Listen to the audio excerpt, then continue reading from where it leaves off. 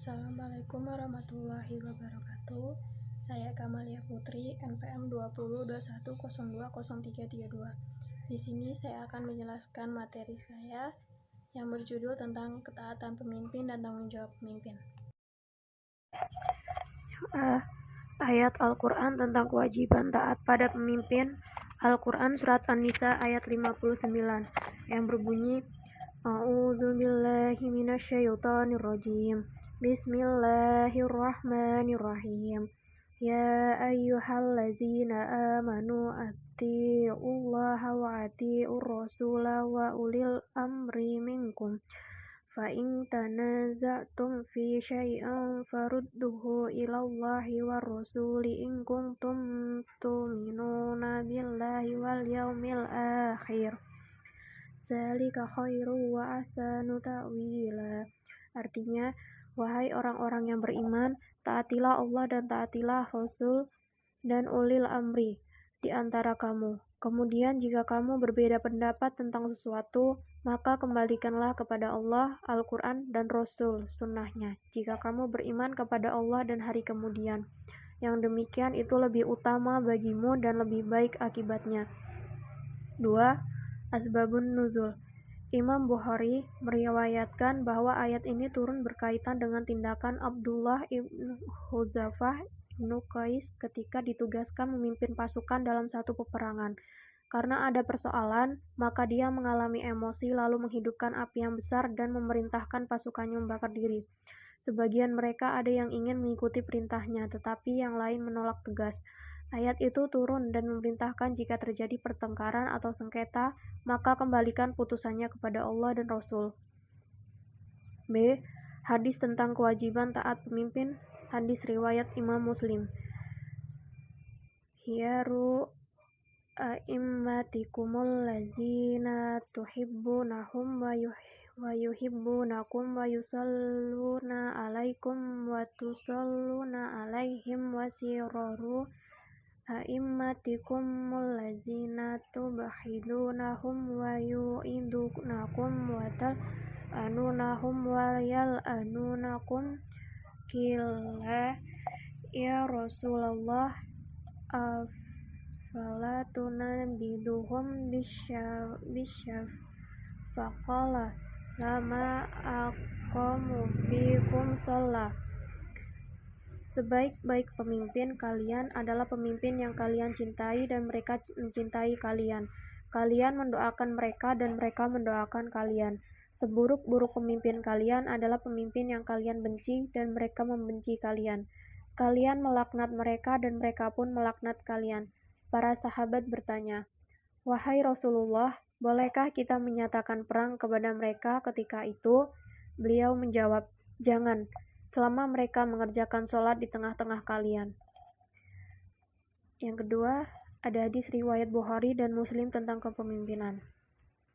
An Abdullah ibni Umar anna Rasulullah sallallahu alaihi wasallam qala ala kullakum ra'i wa kullakum mas'ulun an ra'iyatihi fal amirul lazi alan nasi ra'in alaihim wa huwa mas'ulu anhum warrajulu ra'in ala ahli baitihi wa huwa mas'ulu anhum wal mar'atu ra'ita ala baiti ba'liha wa waladihi wa hiya mas'ulata anhum wal abdu ra'in ala masi sayyidihi wa huwa mas'ulu anhu fa kullakum ra'i wa kullakum mas'ulun an ra'iyati. Ibnu Umar radhiyallahu anhu berkata, saya telah mendengar Rasulullah sallallahu alaihi wasallam bersabda, setiap orang adalah pemimpin dan akan diminta pertanggungjawaban atas kepemimpinannya. Seorang kepala negara akan diminta pertanggungjawaban perihal rakyat yang dipimpinnya. Seorang suami akan ditanya perihal keluarga yang dipimpinnya. Seorang istri yang memelihara rumah tangga, suaminya akan ditanya perihal tanggung jawab dan tugasnya. Bahkan, seorang pembantu atau pekerja rumah tangga yang bertugas memelihara barang milik majikannya juga akan ditanya dari hal yang dipimpinnya. Dan kamu sekalian pemimpin dan akan ditanya diminta pertanggungjawaban dari hal-hal yang dipimpinnya. C. Kandungan hukum ayat dan hadis. 1. Setiap orang mukmin wajib taat kepada pemimpin yang dipilih, baik dia orang yang disukai atau ia benci, siapapun orangnya dan apapun juga status sosialnya. 2. Ulil amri adalah para imam, penguasa, hakim, dan semua orang yang memiliki kekuasaan yang syar'i, bukan kekuasaan diktator. 3. Batas ketaatan kepada pemimpin adalah selama memerintahkan kebaikan dan tidak menyuruh berbuat maksiat. Jika pemimpin itu menyuruh maksiat, maka tidak wajib lagi ditaati perintahnya. 4. Setiap pemimpin akan dimintai pertanggungjawaban atas kepemimpinannya, baik di dunia atau di akhirat. 5. Setiap muslim wajib menyampaikan kebaikan dan melarang kezaliman kepada pemimpin dengan cara yang santun dan etis, tidak dengan cara yang kasar dan kemarahan. 6. Jika pemimpin yang dinasihati masih melakukan kezaliman, maka tetap diingatkan dengan santun dan tidak boleh dengan cara memberontak, karena pemberontakan dilarang dan menyebabkan kerusakan lebih besar. D. Kasus. Masalah atau kasus yang sering terjadi di lingkungan sekitar yaitu tentang adanya seorang kepala desa yang memimpin sebuah desa yang tidak amanah dalam menjalankan tugasnya dan tidak bertanggung jawab terhadap warga yang dipimpinnya. Justru ia hanya mementingkan dirinya sendiri, keluarga atau orang terdekatnya. Tidak hanya sampai di situ, dirinya pun juga berbuat sewenang-wenang atau berkhianat dan tidak menjalankan tugasnya sebagai pemimpin desa dengan baik. Lantas, bagaimana cara kita menghadapi seorang pemimpin kepala desa yang seperti itu? E. Analisis kasus. Berdasarkan kasus di atas, seperti yang kita ketahui dalam Al-Quran, Allah Subhanahu wa Ta'ala menyebut dua kali kata khalifah. Pertama, terdapat dalam surah Al-Baqarah ayat 30 yang berbunyi, "Ingatlah ketika Tuhanmu berfirman kepada para malaikat, sesungguhnya aku hendak menjadikan seorang khalifah di muka bumi.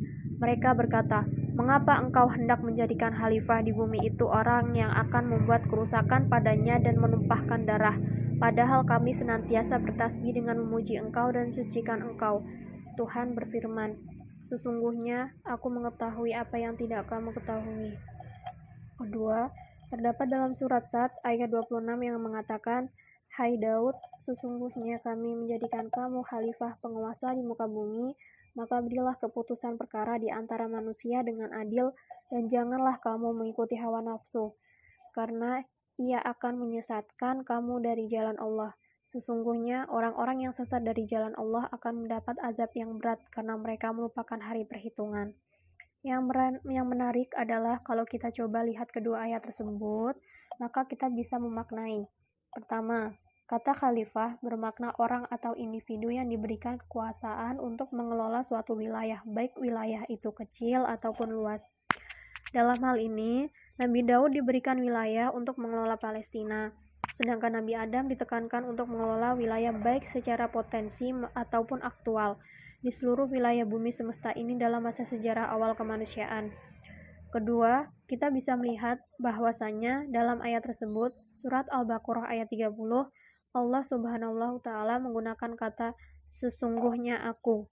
Dalam hal tersebut, Allah ingin menekankan bahwasanya pengangkatan Nabi Adam sebagai pemimpin adalah wewenang atau hak dari Allah Subhanahu wa Ta'ala tanpa ada keterlibatan yang lain. Sementara itu, dalam surat Sad ayat 26 disebutkan, sesungguhnya kami. Kata kami itu tak hanya bermakna membesarkan diri Allah Subhanahu wa Ta'ala, melainkan juga bermakna bahwasanya pengangkatan Nabi Daud sebagai pemimpin atau sebagai penguasa di daerah Palestina tidak saja wewenang Allah Subhanahu wa Ta'ala, namun juga ada keterlibatan masyarakat di dalamnya. Maksud dari kedua ayat tersebut ialah bahwasanya kata khalifah tidak hanya bermakna pemimpin, namun juga bermakna pengganti atau representasi Allah di muka bumi ini. Oleh karena itu, yang ingin ditekankan pada kedua ayat tadi yaitu khalifah atau pemimpin dalam hal ini adalah orang yang menerima amanah. Pada konteks Nabi Adam dalam surat Al-Baqarah ayat 30, Adam menerima amanah langsung dari Allah Subhanahu wa Ta'ala. Sedangkan pada konteks surat Sad ayat 26 pada wilayah Nabi Daud menerima amanah tidak saja dari Allah Subhanahu wa Ta'ala, melainkan juga dari masyarakat. Maka pemimpin adalah orang yang penerima amanah. Orang yang menerima amanah mesti menjalankan amanahnya. Pemberi amanah tersebut ialah Allah Subhanahu wa Ta'ala rakyat. Oleh karena itu, pemimpin bertanggung jawab kepada Allah Subhanahu wa taala, juga bertanggung jawab kepada rakyat. Pemimpin yang tidak bertanggung jawab atau yang tidak menjalankan amanah, korupsi, zalim, dan tidak memberikan kebaikan kepada manusia, maka pemimpin itu adalah pemimpin yang melanggar sunnatullah Allah, juga melanggar prinsip-prinsip kepemimpinan dan melanggar prinsip kemanusiaan. Atas tanggung jawab ini, dalam acara pelantikan desa, mengucapkan sumpah dan janji pasal 205 ayat 2 dan 3 Undang-Undang 32 tahun 2004 sebagai berikut bahwa demi Allah, saya bersumpah dan berjanji bahwa saya akan memenuhi kewajiban saya selaku kepala desa dengan sebaik-baiknya, bahwa saya akan selalu taat dalam mengenalkan dan mempertahankan Pancasila sebagai dasar negara. Kami hidup berdemokrasi dan undang-undang berdasarkan segala peraturan undang seluruh khususnya yang berlaku bagi desa daerah negara kesatuan Republik Indonesia.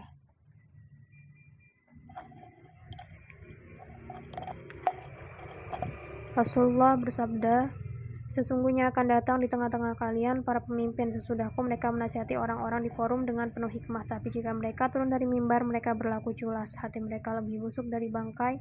Barang siapa yang membenarkan kebohongan mereka membantu kesowanan mereka, maka aku bukan lagi golongan mereka dan mereka bukan golonganku dan tidak akan dapat masuk ke telagaku. Barang siapa yang tidak membenarkan kebohongan mereka dan tidak membantu kesewenang-wenangan mereka, maka ialah termasuk dalam golonganku dan aku termasuk golongan mereka dan mereka akan datang ke telagaku. Hadis riwayat At-Tabrani. Sekian dari saya. Sekian materi desain telah sampaikan. Saya akhiri. Assalamualaikum warahmatullahi wabarakatuh.